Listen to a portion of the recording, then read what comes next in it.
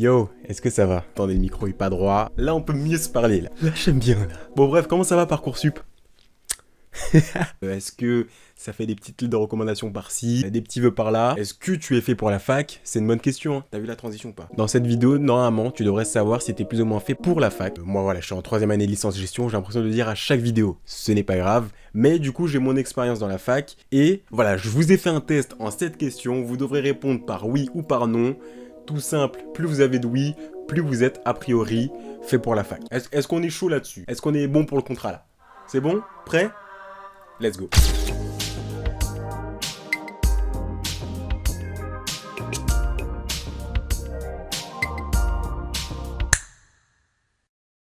Alors du coup, je vous explique, il y aura 7 questions. Le barème s'affiche à l'écran, donc si t'as 0 oui, bon, je vais pas te faire un dessin. Si vous êtes à 3-4 oui, ça peut être fait pour vous. Et si vous êtes à plus de 4, bon, a priori, pas de souci pour vous. Est-ce qu'on est bon là-dessus? Commençons sans plus tarder. Est-ce que déjà, vous êtes prêt à faire des études longues? Ouais, parce qu'en gros, la fac, bon, bah, c'est minimum 3 ans si vous voulez vous engager à réellement terminer au moins votre licence. Ensuite, c'est 2 ans de plus pour le master et ensuite, bah, encore 2 ans de plus pour le doctorat. Donc voilà, quand on va en fac, on s'engage déjà à faire des études longues. Par exemple, elles sont pas professionnalisantes comme un BTS ou un BUT. Par exemple, le BTS c'est en 2 ans, c'est une formation plus portée sur les stages. Puis le BUT c'est plus professionnalisant, même si maintenant c'est en 3 ans, vu que ça a remplacé les DUT. Voilà, donc pensez déjà, est-ce que vous voulez faire des études longues? On répond oui, on répond non. Et on va à la deuxième question. Voilà, deuxième question, ça rejoint un peu la professionnalisation, les études longues. Est-ce que tu aimes les cours théoriques? Bah oui, parce que le cœur d'une licence, c'est les cours théoriques. Il n'y a pas vraiment de pratique, à part quand on est en sciences, quand on fait les TP, tout ça, mais encore la pratique, c'est pour alimenter le cours théorique. Il n'y a pas de pratique professionnelle, je veux dire. Par exemple, moi, j'ai pas de stage obligatoire dans mes 3 ans. Je peux faire un stage seulement si j'en ai envie et seulement si je vais faire un master dans la même composante que ma fac. Donc voilà, ça aussi c'est quelque chose à prendre en compte. C'est pas professionnalisant. Quand tu sors d'une fac, t'es pas poussé vers le chemin du travail. Donc c'est les formations purement théoriques qui sont là pour te créer des bases et ensuite te spécialiser à gauche à droite en fonction de ta licence. Donc voilà, on met oui, on met non sur est-ce que j'aime les cours théoriques principalement. Voilà, let's go, troisième question. Attention, alors la question 3, soyez prêts, hein, parce que c'est une question très très importante. Est-ce que vous êtes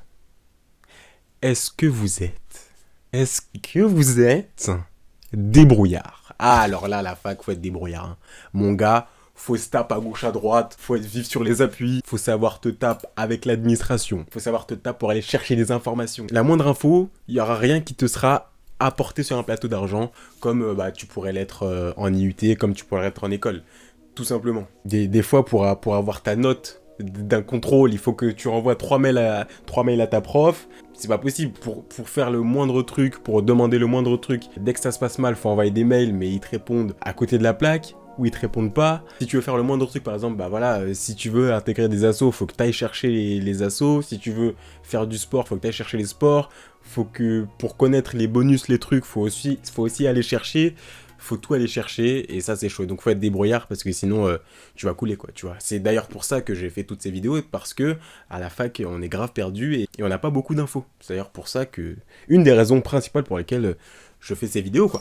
Ok, alors là pour cette 4e question, si la 3e est importante, la 4e est primordiale. Je dirais primordiale. Est-ce que tu es organisé, en tout cas te forcer à avoir de la rigueur? Parce que la fac les gars, on est très libre. Les cours, il y en a certains qui sont même pas obligatoires. Les contrôles, il y en a vraiment très peu. Il n'y a aucun prof qui sera derrière vous à vous faire « Alors oui, bonjour Timothée, est-ce que tu as fait tes devoirs ?» Non?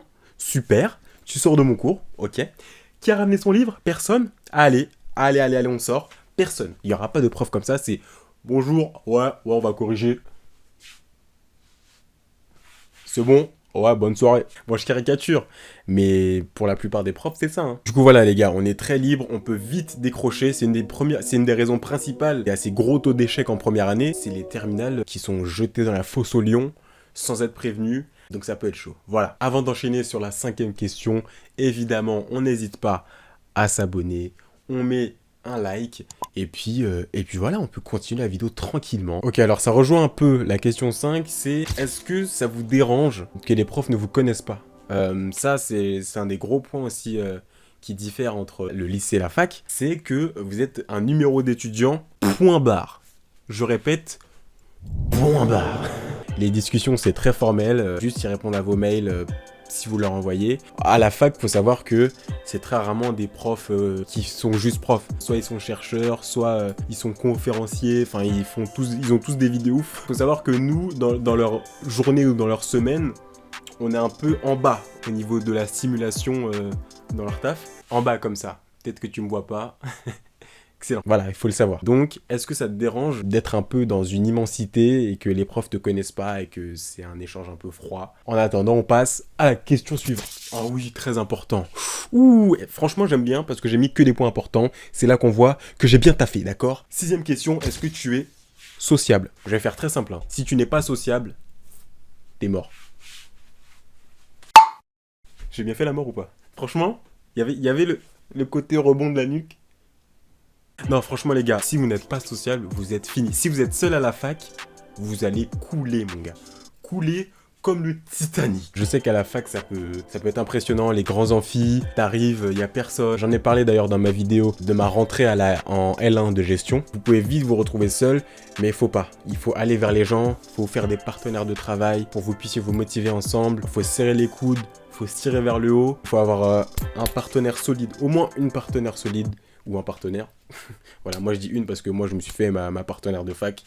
On est solide. Ça fait 3 ans qu'on est dans le même TD. On se connaît très bien. On travaille très bien ensemble.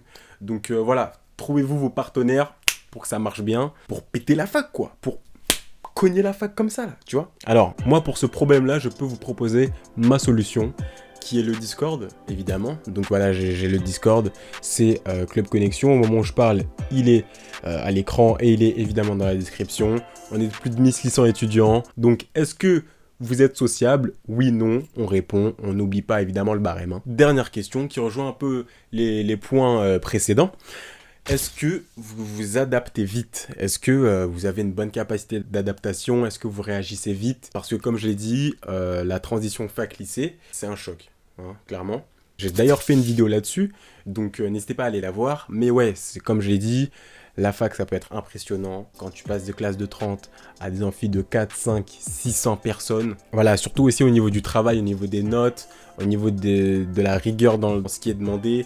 En fac, c'est quand même autre chose. C'est-à-dire que au lycée où tu pouvais t'adapter, tu savais avoir des bonnes notes plus ou moins facilement, tout ça, oubliez tout.